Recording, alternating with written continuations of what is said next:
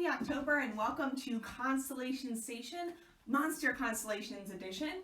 So this whole month of October, we will be talking about monster constellations on Constellation Station. Now remember, Constellation Station is really all about three things: learning about constellations, figuring out where to find them in the night sky, and then bringing them into our own homes using creative materials.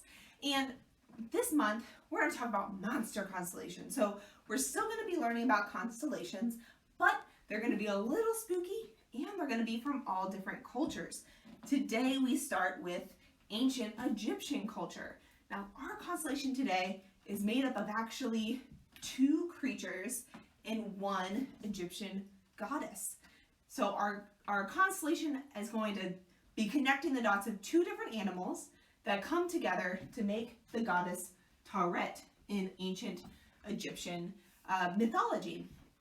And this goddess, remember, Egypt is right on the Nile River, and the Nile River is a really historical part of the cultures of Egypt. And the Nile River was very famous for having hippopotamus in them, and hippos can be very aggressive creatures. I know here in Cincinnati, we're a big fan of hippos because we have Fiona, our preemie hippo, but hippos can be really, really dangerous. And so historically, hippos have been known for being really dangerous and really seen as a kind of monster in a culture. But the goddess that's made of a hippo, Taret, she's actually the goddess of fertility. And so we actually have these two monsters, these two really kind of scary animals, with a hippo and then a crocodile on the back of Taret. So I'm going to make sure I spell this for you guys. So if you want to go up and find pictures of what the goddess Taret used to look like in ancient mythology, she was a hippo with a crocodile on her back. So that's the constellation we're going to make today by connecting our dots.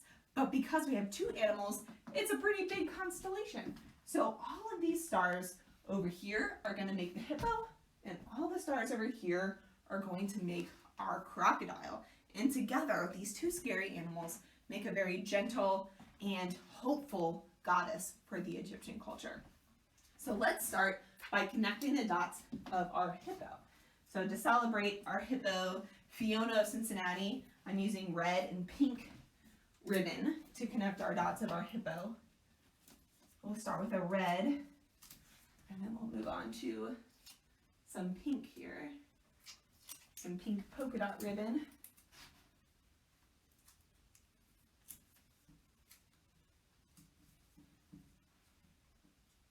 So I don't think that the hippo really looks like a hippo that you might see at the zoo, or even a hippo that you might see in the wild. I don't think that our hippo really looks like Fiona, but it's really big, just like hippos are. So this is going to take a little bit of imagination.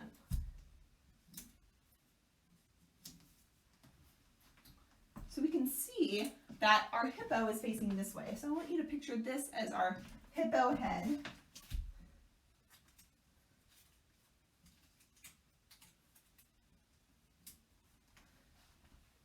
And as we connect the dots, we're going to have our hippo be standing upright. So I want you to imagine what a hippo would look like standing on her hindquarters, standing up in the air.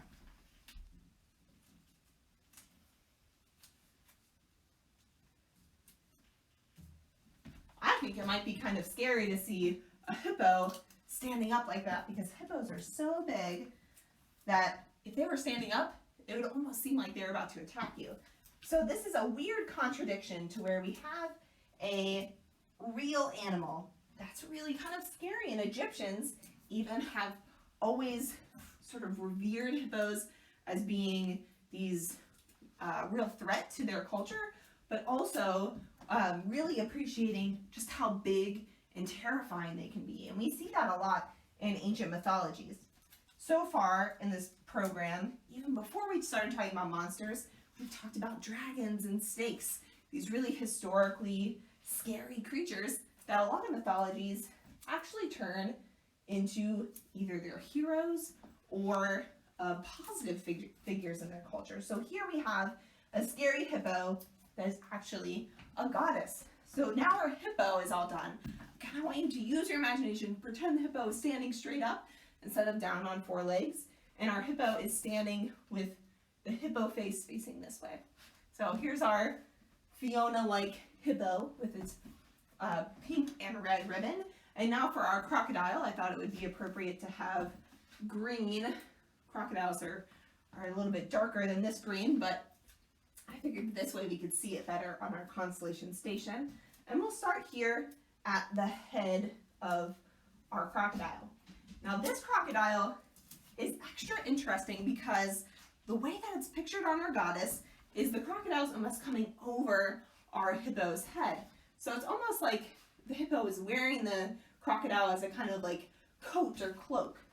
So I want you to think of this sort of piggyback ride looking thing of a crocodile on a hippopotamus.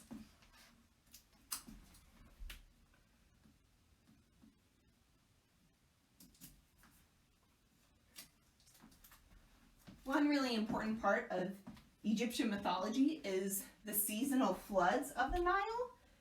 And so the floods were dual purpose, kind of like our goddess here. So even though hippos can be really scary, crocodiles can be really scary, so can the flooding of the Nile. The flooding of the Nile brought sometimes a lot of destruction, but with it, it also made all the lands really fertile around the Nile River. That's what made the Egyptians thrive.